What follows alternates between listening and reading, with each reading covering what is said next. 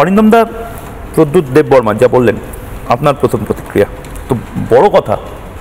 ময়ূক, প্রথম কথা রাজামশাইকে প্রণাম, এবং সবার আগে একটা কথা বলতে চাই যে আমাদের পূর্বভূমি, আমার ব্যক্তিগতভাবে পূর্বভূমি, আমি ছিলাম ত্রিপুরার অংশ, যা আজকে পাকিস্তানের অংশগত। আমি ওটাকে পাকিস্তানি বলি, ওটাকে বাংলাদেশ আমি বলি না। পূর্ব পাকিস্তান ছিল, আছে, থাকবে। তাদের মধ্যে পাকিস্তান বোধই থাকবে, কোনোদিনও তাদের মধ্যে বাংলাদেশ বোধ গড়ে ওঠেনি। সবার আগে একটা কথা বলা দরকার, মহারাজা সবই ঠিকই বললেন, রাজামশাই ঠিক বললেন, কিছু জায়গা বোধহয় বাদ দিলেন। যেটা হচ্ছে 1947 সালের একদম জানুয়ারি মাস থেকে ঠিক ছিল ত্রিপুরা হিন্দু অধ্যুষিত, তখন গ্রেটার ত্রিপুরা।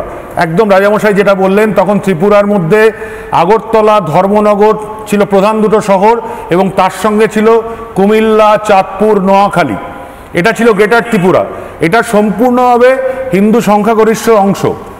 কিন্তু কাঞ্চনপ্রভা দেবীর সঙ্গেও মহারাজার পরিবারে একটি গোখ্র সাপ ছিল, মহারাজা হয়তো বলতে চাইলেন না। তার নাম হচ্ছে সাংবাদিক দুর্জয় কুমার দেববর্মন। তিনি আঞ্জুমান ই ইসলামের আব্দুল বারিকের সঙ্গে মিশে এক অদ্ভুত চুক্তিতে লর্ড মাউন্টব্যাটেন এবং র্যাডক্লিফের সঙ্গে এক ষড়যন্ত্রে লিপ্ত হন। সেই লিপ্ত হওয়ার কি হয় যে তিনি যদি পাকিস্তানের সঙ্গে যুক্ত হন, তাহলে ত্রিপুরার রাজা হিসাবে, ত্রিপুরার স্বাধীনতা হিসাবে, মানে অনেকটা কাশ্মীরের মতো তাকে স্বাধীনতা দেওয়া হবে, এবং তার নাম দেওয়া হয় রিজেন্সি কাউন্সিল। এবং সুন্দরভাবে একটা দিকে এগিয়ে ত্রিপুরা কি হয়, আস্তে আস্তে পাকিস্তানের দিকে অন্তর্ভুক্ত হতে আরম্ভ করে। এই সময় রাজকুমার ছিলেন বীর বিক্রম কিশোর। তিনি এর সাংঘাতিক বিরোধিতা করতে আরম্ভ করেন। এত কিছু আটকে যেত। খুব দুর্ভাগ্যক্রমে 1947-এর 17ই মে, আজও অবধি জানি না সেটা স্বাভাবিক মৃত্যু কিনা, বীর বিক্রম কিশোরের মৃত্যু ঘটে। একদিকে রিজেন্সি কাউন্সিলে দুর্জয় কিশোর দেববর্মন, অন্যদিকে লড়তে থাকেন রাজামশাইয়ের ঠাকুমা কাঞ্চনপ্রভা দেবী, আমাদের কাছে অসম্ভব প্রণম্য।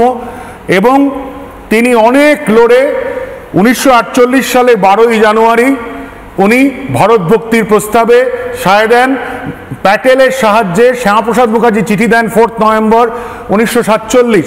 সেখানে রিজেন্সি কাউন্সিলকে ক্যান্সেল করা হয় এবং ত্রিপুরার ভারত ভুক্তি হয়। কিন্তু দুর্ভাগ্যক্রমে তার আগেই যে সর্বনাশ ঘটে গেল আমার পূর্বপুরুষের সঙ্গে, 90% অধ্যুষিত চাঁদপুর এবং ফেনী, তার গ্রেটার ত্রিপুরার বিরাট অংশ খসে গেল পাকিস্তানের দিকে। শুধুমাত্র পড়ে রইল ধর্মনগরের সভা থেকে ঘোষণা করা হলো যে আমরা ওই অংশ পাকিস্তানকে ছাড়তে বাধ্য হচ্ছি।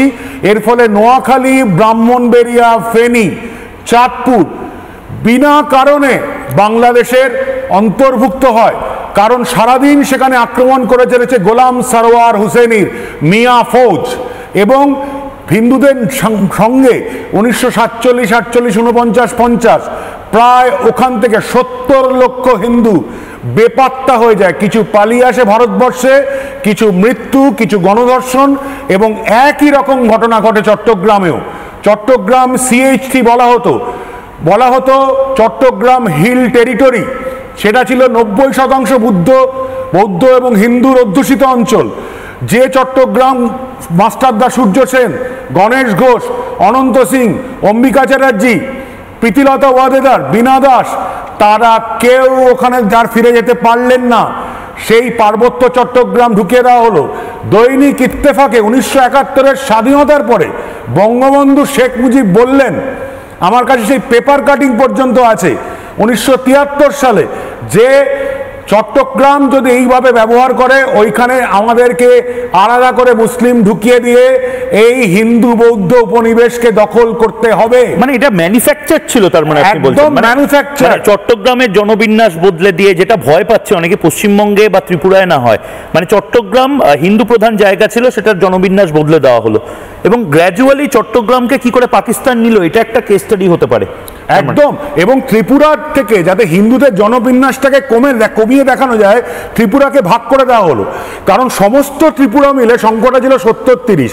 যেই ত্রিপুরার আগরতলা ধর্মনগর ত্রিপুরেশ্বরী মন্দির আলাদা করে দেওয়া হলো, তখন নোয়াখালী, চাঁদপুর, ফেনী, ব্রাহ্মণবেড়িয়া হয়ে গেল 40 আর 60, 40 হিন্দু 60 মুসলমান।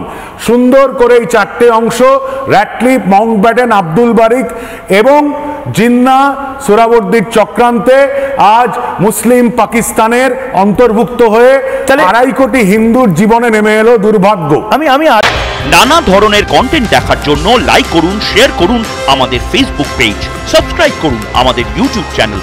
পাশাপাশি অন্যান্য ব্রেকিং নিউজের জন্য অবশ্যই চোখ রাখুন রিপাবলিক বাংলায়।